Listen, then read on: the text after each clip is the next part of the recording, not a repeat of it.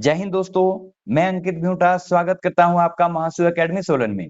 तो आज से महासु एकेडमी के जो यूट्यूब चैनल पे है वो आपको मॉक टेस्ट की जो टेस्ट सीरीज है वो देखने को मिलेगी। ये आर्मी के सभी ट्रेड जैसे आपका जीडी और आपका जो ट्रेडमैन है 10th पास हो चाहे 8th पास हो उसके लिए बेनिफिशियल रहने वाली है, और गर्ल्स जो भी आर्मी के फॉर्म भरे हैं आपके लिए भी ये बेनिफिशियल रहने वाली है। तो इस टेस्ट को आप एज अ मॉक टेस्ट लगाए और आप हमें बताएं कि जो आज का फुल मॉक टेस्ट है जिसमें 50 क्वेश्चन रहने वाले हैं कि 50 में से आपका स्कोर कितना बना। तो शुरू करते हैं वीडियो, और अगर आप हमारे चैनल पे नए हैं तो चैनल को सब्सक्राइब करें और इस वीडियो को अधिक से अधिक शेयर करें। तो शुरू करते हैं। पहला प्रश्न है, कौन सी प्रक्रिया ठोस को सीधे वाष्प में बदल देती है बिना तरल अवस्था से गुजरे? यहाँ पे 4 ऑप्शन दिए गए हैं और मेरे फाइनल आंसर बताने से पहले अपने जो फाइनल आंसर है वो सिलेक्ट कर लेना है। तो ऑप्शन है उदरपातन विधि, गलन विधि, वाष्पीकरण विधि या संघनन विधि। तो जो इसका राइट आंसर है वो ऑप्शन नंबर ए होगा, उदरपातन विधि। जो उदरपातन विधि है ये क्या होता है? ऐसा प्रोसेस जिसमें जो ठोस चीज है वो सीधी गैस या फिर वाष्प रूप में बदल जाती है। जैसे आपने कपूर को देखा होगा कि जो कपूर है वो ठोस होता है और जब उसे जलाया जाता है तो वो ठोस से वाष्प या गैस के रूप में बदल जाता है। तो ऑप्शन ए इसका राइट आंसर होगा। चलते हैं नेक्स्ट क्वेश्चन की ओर। तो जो हमारा यहाँ पे दूसरा प्रश्न है, प्राकृतिक गैस का मुख्य घटक क्या है? इथेन, मीथेन, प्रोपेन या ब्यूटेन? तो प्राकृतिक गैस किसे कहा जाता है? ये यहाँ पे राइट आंसर होगा ऑप्शन नंबर बी, मीथेन। प्राकृतिक गैस का जो मुख्य घटक है वो मीथेन है, और मीथेन का सूत्र देखोगे तो CH4 होता है। मीथेन को मार्श गैस या गोबर गैस कहा जाता है, ये भी आपने ध्यान देना है। मार्श गैस या मीथेन गैस, गोबर गैस, ये एक ही नाम है, तो आपने ये ध्यान देना है। चलते हैं नेक्स्ट क्वेश्चन की ओर। हमें प्रोटीन संश्लेषण के लिए कौन सा अंग जिम्मेदार होता है? गाल्जी उपकरण, राइबोसोम, माइटोकॉन्ड्रिया या लाइसोसोम? तो यहाँ पे आप अगर देखें तो बोला गया है कि प्रोटीन फैक्ट्री या प्रोटीन का संश्लेषण इनमें से 4 ऑप्शन में से कौन करता है? तो इसका जो राइट आंसर है वो होगा राइबोसोम, यानी ऑप्शन नंबर बी। राइबोसोम को प्रोटीन फैक्ट्री कहा जाता है, तो यही जो कोशिका में है वो प्रोटीन का संश्लेषण करता है। बाकी यहाँ पे आप देखोगे कि माइटोकॉन्ड्रिया क्या होता है? ये कोशिका का ऊर्जा गृह यानी पावर हाउस है, और लाइसोसोम क्या है? ये कोशिका की आत्मघाती थैली है। Next question, question number 4। कौन सा नियम बताता है कि स्थिर तापमान पर गैस का दबाव और आयतन व्युत्क्रमानुपाती होते हैं? 4 यहाँ पे नियम दिए गए हैं, आपने बताना है कि कौन सा ऐसा नियम है कि जो आपका टेम्परेचर है वो स्टेबल रहे यानी कांस्टेंट रहे, तापमान स्थिर रहे, और जो गैस का दबाव और आयतन है वो एक दूसरे के विपरीत हो जाता है। चार्ल्स का नियम, वायल का नियम, न्यूटन का नियम या अवगोद्र का नियम? तो आपने ये चीज ध्यान देनी है कि जो बायल का नियम है वो बताता है कि अगर हमारा जो तापमान है वो स्थिर है तो गैस के ऊपर क्या प्रभाव पड़ेगा, कि जो गैस का दबाव है वो, अगर गैस का दबाव कम होगा तो आयतन बढ़ जाएगा, और अगर गैस का दबाव अधिक होगा तो आयतन कम होगा। ये बॉयल का नियम कहता है। चलते हैं नेक्स्ट क्वेश्चन की ओर। क्वेश्चन नंबर 5, नमक में सोडियम और क्लोरीन के बीच कौन सा बंधन बनता है? सह संयोजन बंधन, आयनिक बंधन, धात्विक बंधन या हाइड्रोजन बंधन? तो इसका जो राइट आंसर होगा वो ऑप्शन नंबर बी होगा, आयनिक बंधन। अब ये आयनिक होता क्या है?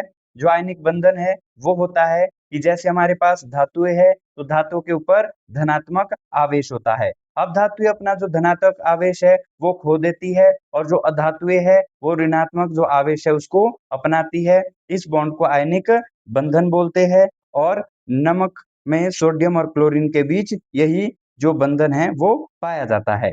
नेक्स्ट क्वेश्चन, मानव मस्तिष्क का कौन सा भाग हृदय की गति और श्वसन को नियंत्रित करता है?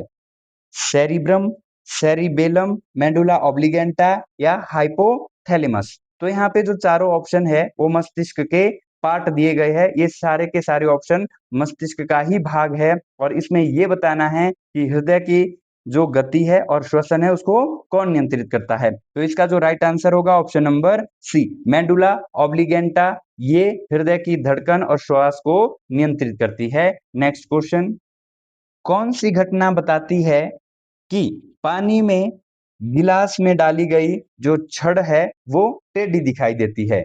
परावर्तन, विवर्तन, अपवर्तन या प्रकीर्णन? तो आपने सुना होगा कि अगर आप बाल्टी में या फिर गिलास पानी से भर दे और उसमें कोई भी छड़ डाल दे तो वो मुड़ी हुई प्रतीत होती है। ये प्रकाश की कौन सी घटना है? चार ऑप्शन में से बताना है। तो इसका जो राइट आंसर होगा ऑप्शन नंबर सी, अपवर्तन। ये जो घटना है ये प्रकाश के अपवर्तन की घटना है, जिसमें पानी में डाली गई छड़ मुड़ी हुई प्रतीत होती है, तारे टिमटिमाते हैं, बहुत सारे इसके एग्जाम्पल है, तो उसी में से ये पूछा गया था।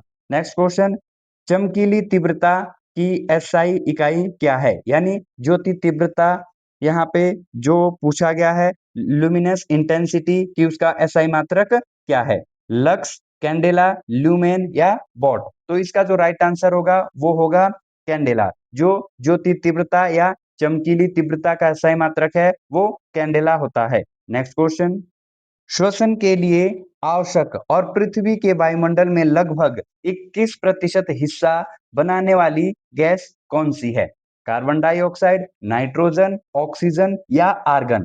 तो यहाँ पे चार ऑप्शन दिए गए हैं और आपने ये बताना है जो 21% गैस की मात्रा है वो कौन सी है। तो जो इसका राइट आंसर है ऑप्शन नंबर सी, ऑक्सीजन हमारे वायुमंडल में 21% पाई जाती है। उसके बाद नाइट्रोजन की बात करें तो ये सर्वाधिक है, ये लगभग 78% है। कार्बन डाइऑक्साइड 0.03% इसकी जो वैल्यू है वो एटमॉस्फेयर में आ जाती है और आर्गन की जो वैल्यू है वो आपने कमेंट बॉक्स में बतानी है कि जो हमारे वायुमंडल में है वो आर्गन कितने प्रतिशत पाई जाती है। नेक्स्ट क्वेश्चन, कमरे के तापमान पर कौन सी रासायनिक धातु तत्व तरल अवस्था में पाया जाता है? यानी जो कमरे के ताप पे है वो कौन सी धातु है जो तरल अवस्था में पाई जाती है? गैलियम, ब्रोमीन, मरकरी या सीजियम? तो इसका जो राइट आंसर होगा वो होगा मरकरी, मरकरी यानी पारा।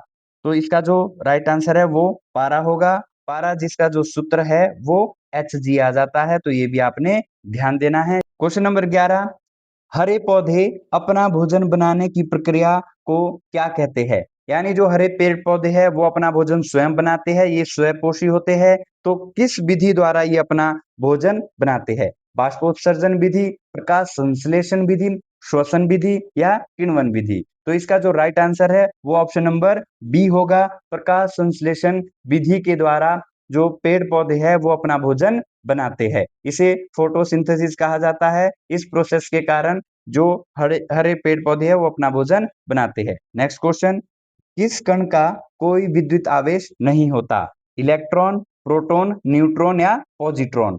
तो इसके ऊपर आवेश नहीं होता, चार ऑप्शन में से बताना है। तो यहाँ पे राइट आंसर होगा ऑप्शन नंबर सी, न्यूट्रॉन के ऊपर कोई भी जो आवेश है वो नहीं होता है। इलेक्ट्रॉन की बात करें तो इलेक्ट्रॉन के ऊपर ऋणात्मक आवेश यानी नेगेटिव चार्ज होता है और प्रोटॉन की बात करें तो इसके ऊपर पॉजिटिव चार्ज होता है और जो यहाँ पे न्यूट्रॉन है इसके ऊपर कोई भी चार्ज नहीं होता। ये कैसा होता है? न्यूट्रल होता है, उदासीन होता है। और पॉजिट्रॉन की बात करें तो ये इलेक्ट्रॉन का ही पार्ट है, लेकिन इलेक्ट्रॉन और पॉजिट्रॉन में फर्क ये है कि जो पॉजिट्रॉन के ऊपर है वो प्लस का जो आवेश है, चार्ज है वो पाया जाता है। तो यहाँ पे पूछा गया था कि किसके ऊपर कोई भी आवेश नहीं होता, तो इसका right answer option number C, neutron होगा। नेक्स्ट क्वेश्चन, पेट में कौन सा अम्ल पाया जाता है? सल्फ्यूरिक अम्ल, हाइड्रोक्लोरिक अम्ल, नाइट्रिक अम्ल या एसिटिक अम्ल?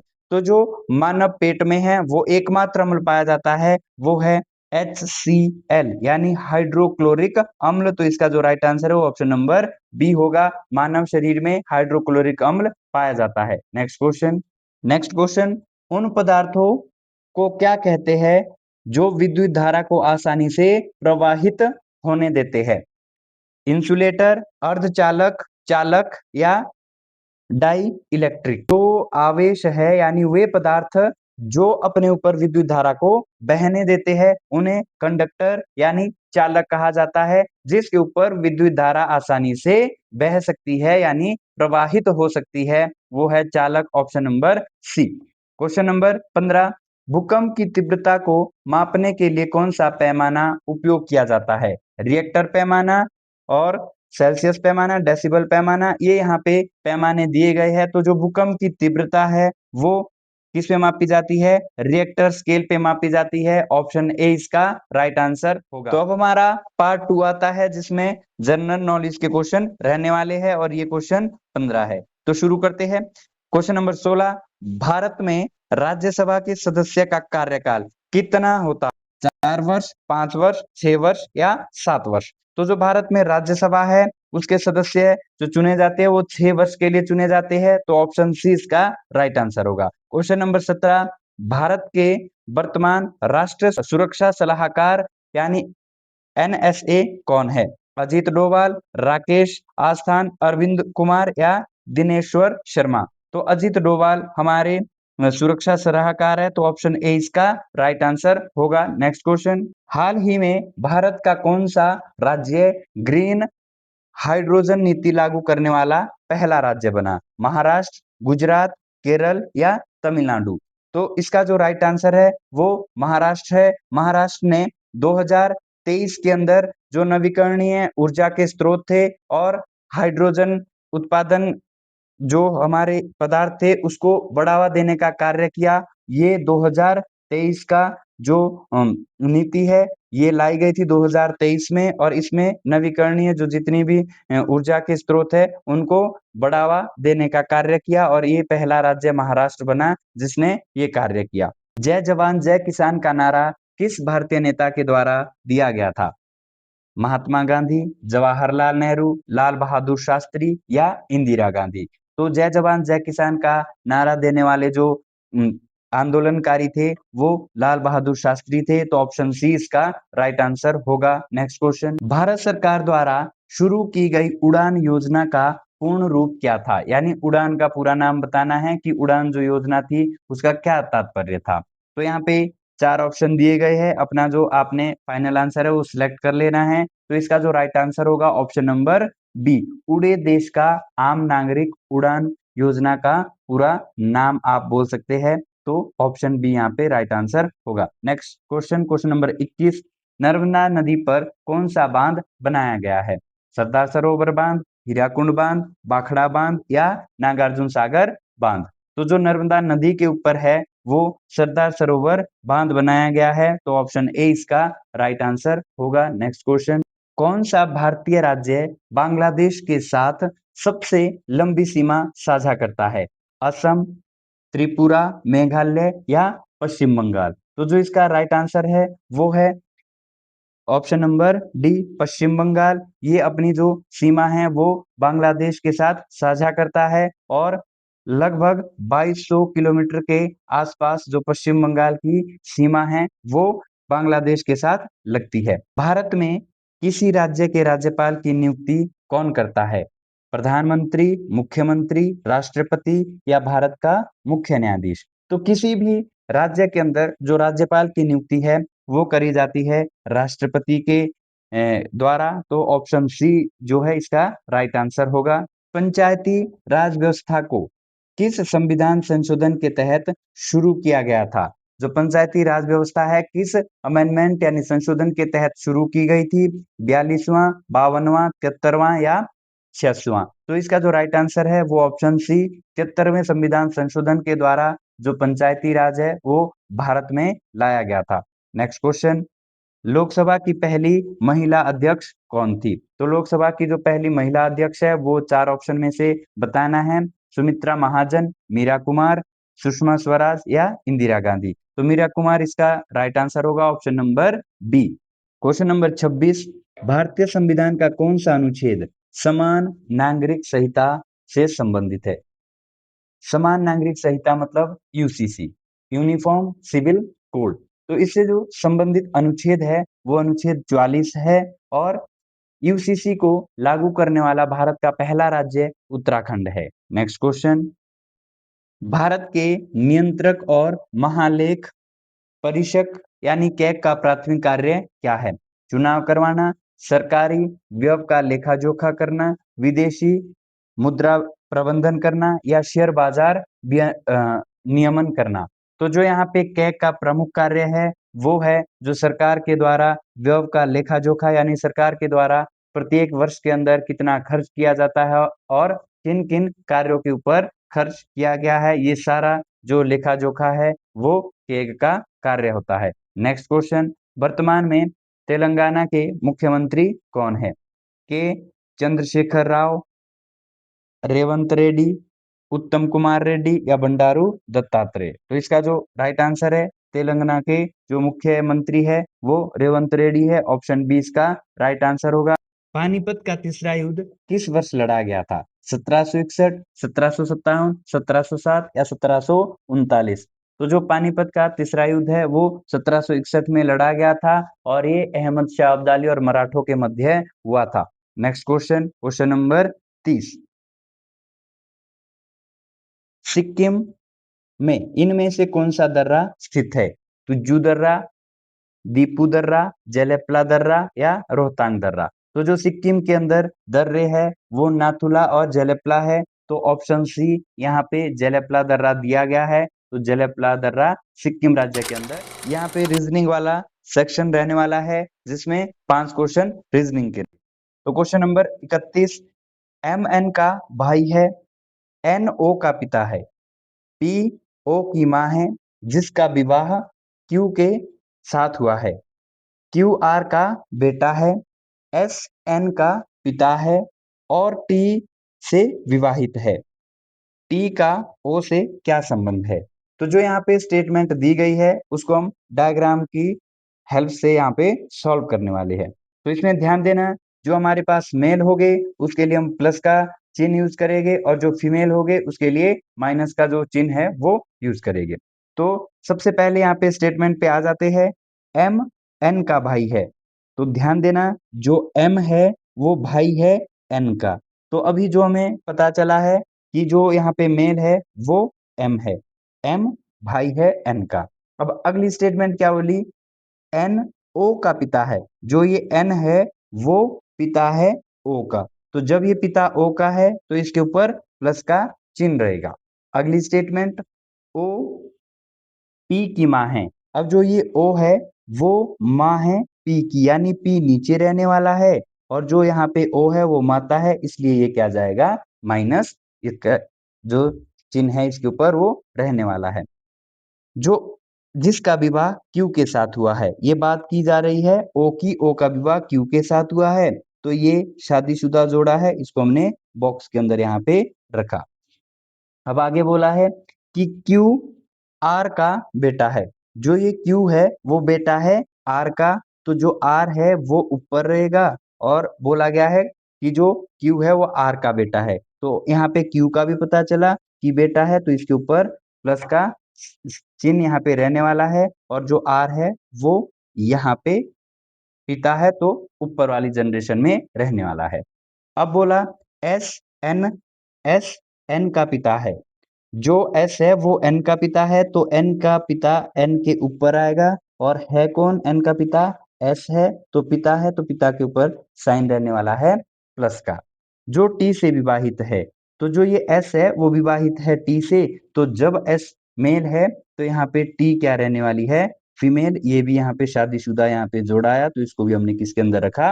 बॉक्स के अंदर। तो हमारा ये डायग्राम यहाँ पे कंप्लीट होता है। अब अंत में पूछा गया है टी का ओ से क्या संबंध है? संबंध किसका पूछा गया है? टी का पूछा गया है और किससे? ओ से। तो ये ओ आप हो, ये आपके पापा है और ये आपके पापा के पापा है और ये इनकी पत्नी है तो आपकी क्या लगी? माता। यानी आपने सीधा जो ऑप्शन है वो देखना है कि ऑप्शन कौन सा सही है। तो पिता की माँ, तो यहाँ देना है ये आप हो, ये आपके पापा है और ये जो टी है वो आपकी आपके पापा की क्या है? माता है। तो ऑप्शन ए के हिसाब से यहाँ पे राइट आंसर हो जाएगा। नंबर 32, सोनू अपने घर से दक्षिण दिशा में 5 किलोमीटर चला, वहां से दाएं मुड़कर 3 किलोमीटर चला, फिर बाएं मुड़कर 2 किलोमीटर चला। अब वह किस दिशा में जा रहा है? तो इसको भी डायग्राम से कर लेते हैं। तो ये हमारा आ जाएगा पूरब, ये आ जाएगा पश्चिम, और ऊपर वाला उत्तर, और नीचे वाला क्या आ जाएगा, दक्षिण। तो आपने ध्यान से सुनने कि डायग्राम में क्या बोला गया है। सोनू अपने घर से दक्षिण की ओर 5 किलोमीटर चला। अब इसको हम अगर सेंटर से चलाते हैं और ये हम दक्षिण की ओर आते हैं और यहाँ तक कितना आ जाएगा, ये 5 किलोमीटर दक्षिण की ओर जो सोनू है वो आ गया। अब वहां से 5 किलोमीटर पहुंचने पे वह दाएं मुड़ता है और 3 किलोमीटर जाता है। तो दाएं किधर आ जाएगा आपका, इधर, और कितना गया, 3 किलोमीटर। तो आपने यहाँ पे लिखा कि दाएं मुड़ा और 3 किलोमीटर गया। अब जब 3 किलोमीटर में पहुंचा, वहां से फिर बाएं मुड़ा, तो बाएं कहाँ आएगा, नीचे की ओर आएगा, और कितना गया, 2 किलोमीटर गया। तो ये आपका डायग्राम बना। अब पूछा क्या गया, अब वह किस दिशा की ओर जा रहा है, तो वो बिल्कुल नीचे जा रहा है। तो नीचे कौन सी दिशा है, दक्षिण दिशा है। तो ऑप्शन बी इसका राइट आंसर होगा।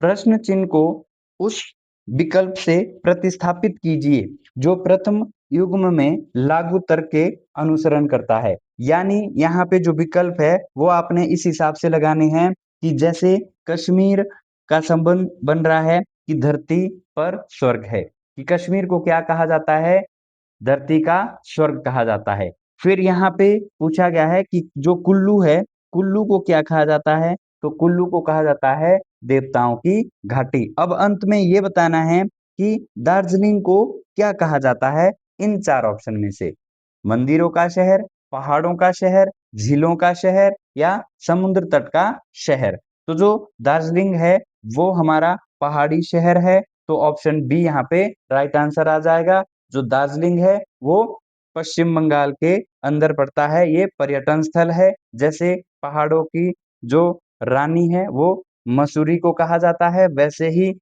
यहाँ पे जो पहाड़ों का शहर है वो दार्जिलिंग है, जो वेस्ट बंगाल यानी पश्चिम बंगाल के अंदर पड़ता है। नेक्स्ट क्वेश्चन, उस सही विकल्प का चयन कीजिए जो निम्नलिखित शब्दों की व्याख्या को तार्किक और अर्थपूर्ण क्रम में दर्शाता है। यानी जो यहाँ पे 5 यहाँ पे शब्द दिए गए हैं, इनको आपने एक ऑर्डर में, सीक्वेंस में लगाना है, और आपने ये देखना है कि इन 4 ऑप्शन में कौन सा जो सीक्वेंस है वो बिल्कुल सही बैठ रहा है।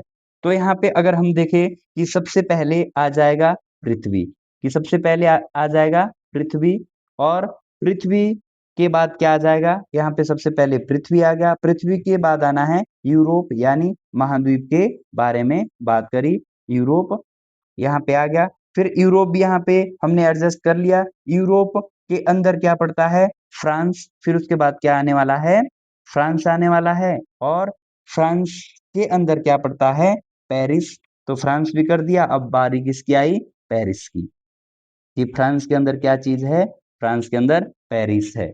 ठीक है जी। और पेरिस के बाद क्या आने वाला है, एफिल टावर।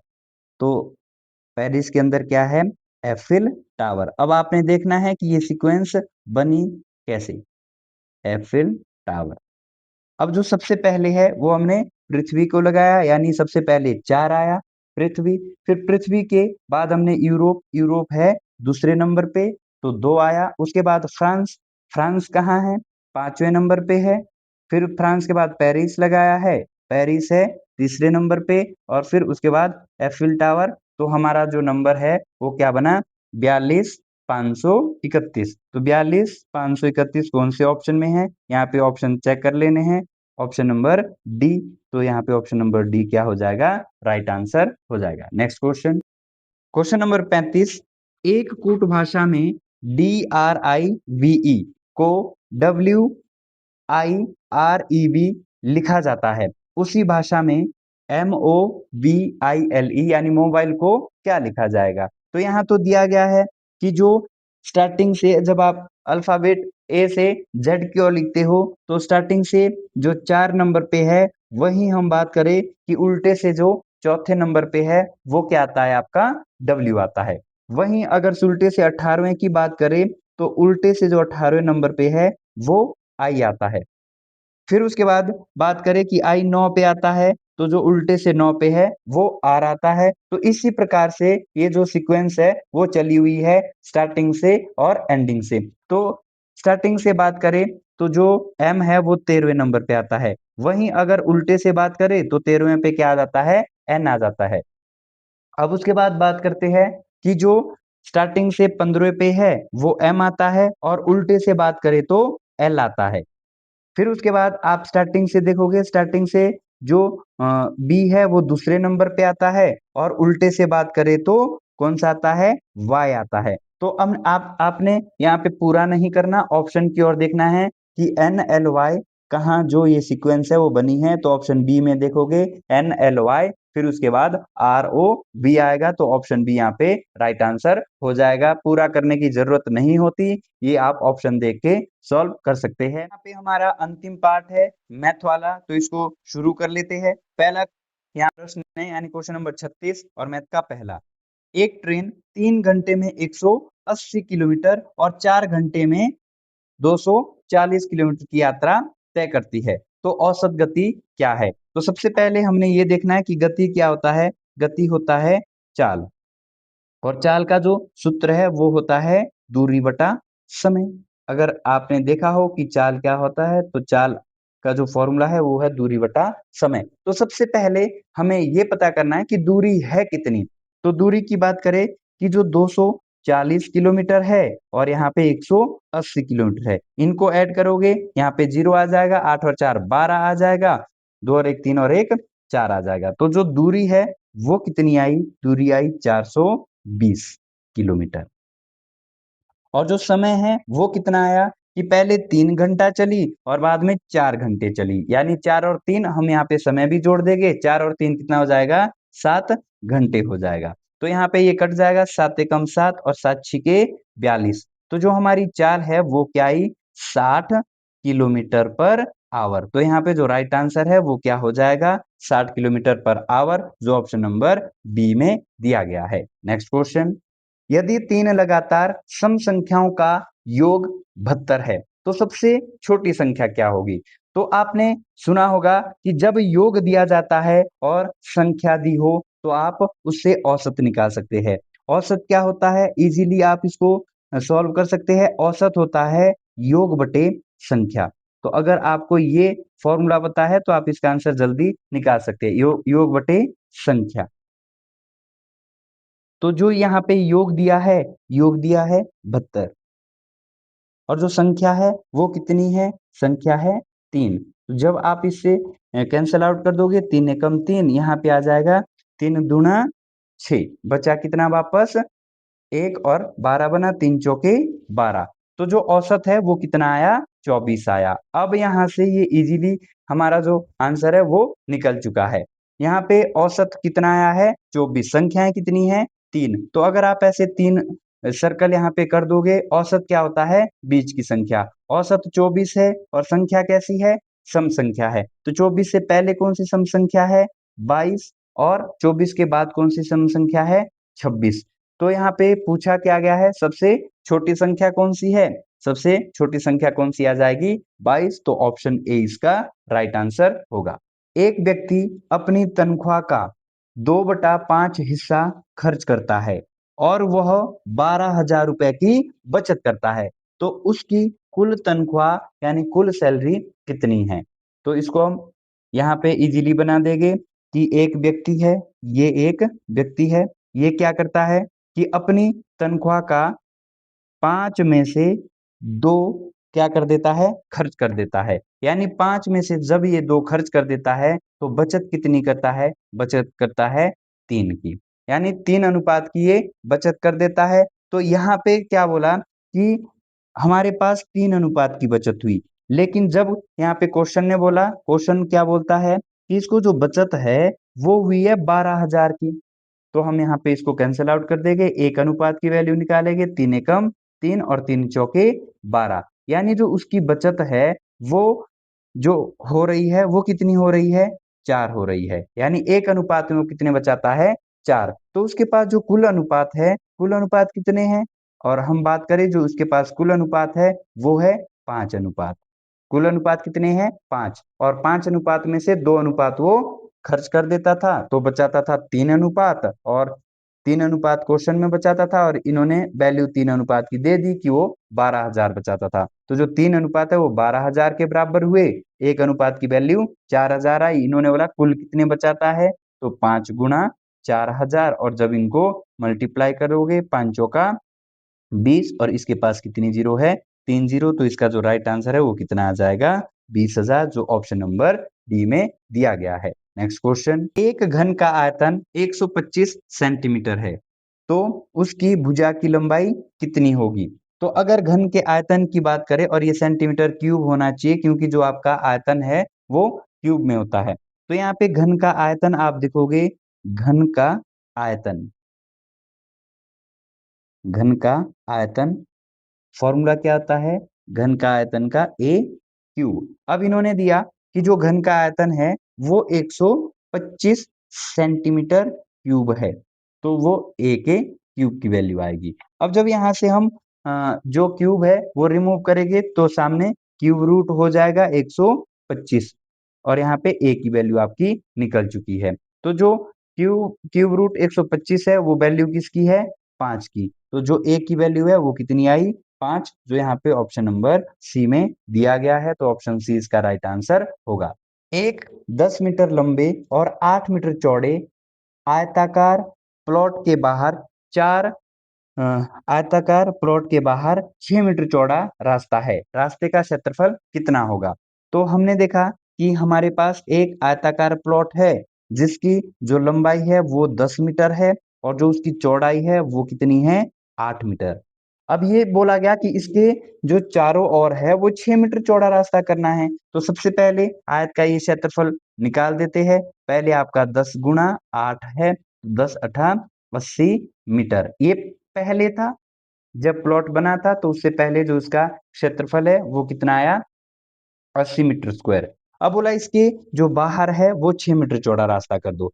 अगर हम, ये तो 10 है यहाँ से यहाँ, तो अगर 6 इधर से बढ़ाए और 6 इधर से बढ़ाए तो कितना बढ़ जाएगा आपका, 10 में 6 दूनी 12 बढ़ा है, तो 10 में 12 यानी ये वाला कितना आ जाएगा, 22 का। और जो इसकी लंबाई है वो 22 आ गई, और जो चौड़ाई है वो भी आपके 12 बढ़ा देनी है, क्योंकि 6 इधर से बढ़ेगा और 6 इधर से बढ़ेगा। तो 6 और 6 12, 12 और 8 20, तो ये कितना आ जाएगा, 20 आ जाएगा। नई जो भुजा है वो बाहर वाली कितनी आ जाएगी, 20 आ जाएगी। तो जो नया क्षेत्रफल है वो क्या बनेगा, 22 गुणा 20, और 22 गुणा 20 करोगे तो 22 दूनी 44, यानी आपका 440 आने वाला है। अब जो रास्ते का क्षेत्रफल है वो इनको दोनों को माइनस करके निकलेगा। तो जो रास्ते का क्षेत्रफल है वो निकलेगा, क्षेत्रफल जो 2 है उसमें से क्षेत्रफल जो 1 है वो माइनस कर देना है।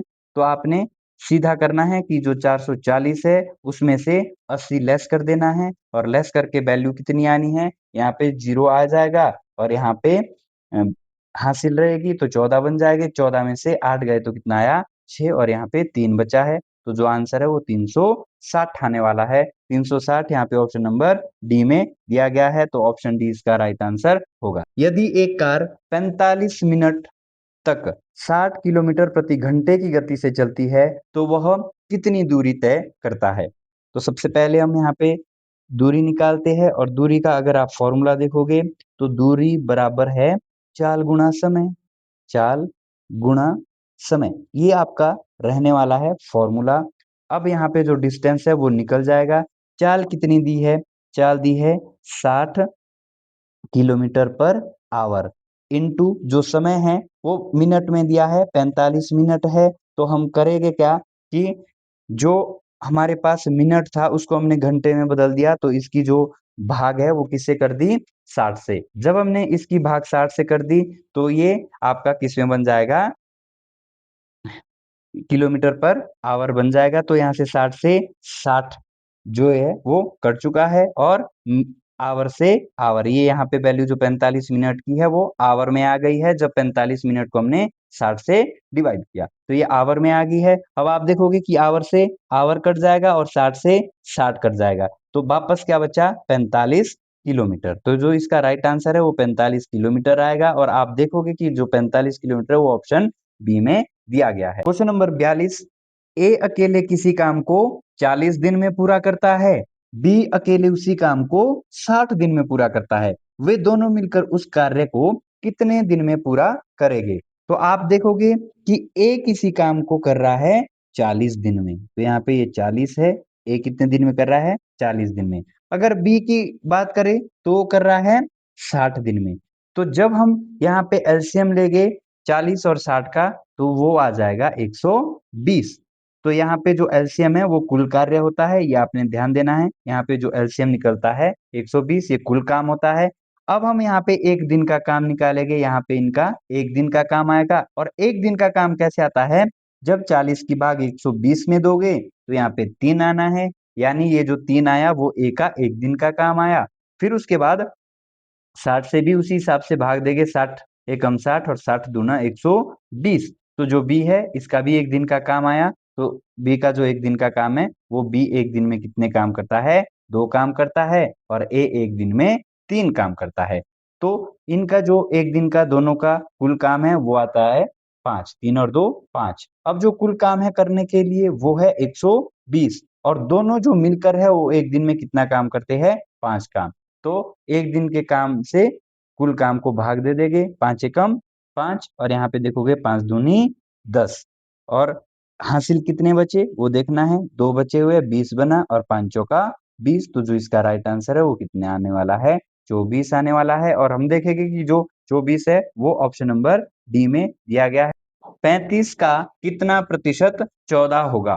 तो यहाँ पे इसको स्टेटमेंट को लिख लेते हैं। 35 का मतलब गुणा कितना प्रतिशत, यानी x प्रतिशत होगा कितना, 14 होगा। तो हम यहाँ पे प्रतिशत हटा देते हैं, 35 का x जब प्रतिशत हटता है तो बटे में कितना आया, 100 आया, बराबर है 14। तो यहाँ पे कैंसिल आउट कर देंगे, 5 से देखोगे तो 5 का पहाड़ा 7 बार, 5 सते 35, और यहाँ पे 5 का पहाड़ा 5 दूनी 10, यहाँ कितना आ जाएगा 20। सामने से सामने आमने सामने कैंसिल आउट हो जाएगा, तो 7 एकम 7 और 7 तो दूनी 14। यहाँ बचा x और बटे में 20, और सामने बचा है 2, तो इसको क्रॉस मल्टीप्लाई कर देंगे। x की वैल्यू क्या आ जाएगी, 20 दूनी 40, तो कितने प्रतिशत आ जाएगा, 40%। ऑप्शन नंबर सी में दिया गया है। नेक्स्ट क्वेश्चन, यदि a अनुपात b बराबर है 2 अनुपात 3, b अनुपात c बराबर है 4 अनुपात 5, तो a अनुपात c क्या होगा? तो यहाँ पे ध्यान से देखोगे, हमने निकालना क्या है, a अनुपात b अनुपात c। तो जो a की वैल्यू है वो 2 दी है, तो a के नीचे लिख देंगे 2। अब जो b की वैल्यू है वो कितनी है, 3, तो उसको b के नीचे लिख दिया। अब उसके बाद जो b की वैल्यू है फिर से दी है 4, तो हम इसको b के बिल्कुल नीचे लिखेंगे। और यहाँ पे जो c की वैल्यू है वो 5 दी है, तो उसको c के नीचे लिखेंगे। यहाँ भी आपका जो स्पेस है वो ब्लैंक बचा हुआ है, यहाँ भी। तो यहाँ लिखेंगे कौन सी वैल्यू, सामने वाली। यहाँ जो ये ब्लैंक स्पेस है इसके सामने क्या है, 3, तो यहाँ पे हम 3 रख देंगे, और यहाँ पे कितना है 4, तो यहाँ पे 4 रख देंगे। अब वैल्यू किसकी पूछी है, ए रेशो सी, ए अनुपात सी पूछा है, तो बी की हम यहाँ पे वैल्यू नहीं निकालेंगे। तो जो ए का मल्टीपल है वो कितना आ जाएगा, 4 दूनी 8, और जो सी का मल्टीपल है वो कितना आ जाएगा, 5 तिये 15। तो जो यहाँ पे आंसर है वो क्या आया, 8 अनुपात 15, जो ऑप्शन नंबर ए में हमें दिख गया है। तो ऑप्शन ए इसका राइट आंसर होगा। नेक्स्ट क्वेश्चन, एक दुकानदार 460 में एक वस्तु बेचकर 15% का लाभ कमाता है, तो लागत मूल्य क्या है? तो आप यहाँ पे ध्यान से देखोगे कि यहाँ पे ये दिया है एसपी, एसपी यानी विक्रय मूल्य, और जो प्रॉफिट है वो 15% का दिया गया है। लागत मूल्य यानी आपने क्रय मूल्य निकालना है। तो जो क्रय मूल्य है उसका फॉर्मूला क्या है, क्रय मूल्य मतलब कॉस्ट प्राइस, इसका जो फॉर्मूला है एसपी इंटू 100, यानी विक्रय मूल्य गुणा 100, और जो बटे में है वो क्या आएगा, 100 प्लस प्रॉफिट परसेंटेज, यानी यहाँ पे 100 प्लस लाभ आ जाएगा। तो जो वस्तु को बेचा है वो 460 में बेचा है, गुणा 100। अब यहाँ पे नीचे क्या आ जाएगा, 100 प्लस लाभ, तो 15 का लाभ हुआ है, तो 100 प्लस लाभ 115 आ जाएगा। हम इसको कैंसिल आउट कर देंगे 5 से, 5 दूनी 10, 1 बचा, 15 बना, और 5 तिये 15, फिर 5 से यहाँ कैंसिल आउट कर देंगे, 5 दूनी 10 और 0 की 0। यहाँ पे 23 से कम 23, 23 दूना 46 और 1 यहाँ पे 0 बचा है, तो 20 गुणा 20 कितना हो जाएगा 400। तो जो यहाँ पे राइट आंसर है वो आया 400, जो ऑप्शन नंबर बी में दिया गया है। नेक्स्ट क्वेश्चन, 28 प्रेक्षणों का औसत 53 है। प्रथम 11 प्रेक्षणों का औसत 54 है। अंतिम 18 प्रेक्षणों का औसत 52.5 है। 11वें प्रेक्षण का मान कितना होगा? तो यहाँ पे औसत से ये पूछा गया है, तो जब हम संख्या गुणा औसत करते हैं तो योग निकल के आता है। तो संख्या है कि 28 प्रेक्षण है और इसका जो औसत है वो कितना है 53। तो यहाँ पे ये संख्या है और ये क्या आ जाएगी यहाँ पे संख्या और ये आ जाएगी औसत। जब हम संख्या गुणा औसत करते हैं तो योग निकलता है, तो संख्या है 28 और जो इसका योग आएगा 28 गुणा 53, तो ये आपका 1484 आ जाएगा, 1484। अब इसके बाद क्या बोला कि जो 11 है यानी संख्या आ जाएगी 11 प्रेक्षणों की। 11 जो प्रेक्षण है इसका औसत 54 है, तो मल्टीप्लाई करेंगे 11 गुणा 4, 11 चौके 44 हासिल 4, 11 पंजे 55, तो 59 आ जाएगा। तो इसका कितना आया 594। अब क्या पूछा कि जो 18 प्रेक्षण है इसका जो मूल्य है वो 52.5 है। तो जब आप 18 गुणा 52.5 करोगे तो ये 945 आने वाला है। तो अब यहाँ पे जो पूछा गया कि अंतिम जो 11वां प्रेक्षण है उसका मान कितना होगा, तो जब हम इसको देखेंगे 18 गुणा 11, तो ये जो प्रेक्षण है ये 29 बन जाने हैं। तो 29 में से जब 28 प्रेक्षण माइनस करेंगे तो उसका मूल्य आ जाना है। तो इसको पहले जोड़ देंगे, जो ये 11 प्रेक्षण और 18 प्रेक्षण है इनको जोड़ के 1539 आता है। जब इसको जोड़ोगे 5 4 9, 9 4 13 हासिल 1, 9 5 14 और 1 15, तो इनको जो जोड़ के है वो कितना आया 1539। ये 29 प्रेक्षण बने हैं, तो इसमें से जो लेस करना है वो 28 प्रेक्षण लेस करने हैं। तो इसमें से इसको लेस कर देंगे तो हमारे पास जो वैल्यू है वो कितनी आती है 55, जो ऑप्शन नंबर बी में दिया गया है। नंबर 47, 12, 8 और 20 का महत्तम समावर्तक यानी एचसीएफ ज्ञात करना है। तो यहाँ पे 12, 8 और 20 इसका एचसीएफ निकालना है। तो ये संख्या किससे कट रही है, ये पूरी तरह से 4 से कट रही है। 4 तिये 12, 4 दूनी 8 और 4 पंजे 20, तो इसका जो एचसीएफ है वो कितना आएगा 4, ऑप्शन नंबर सी।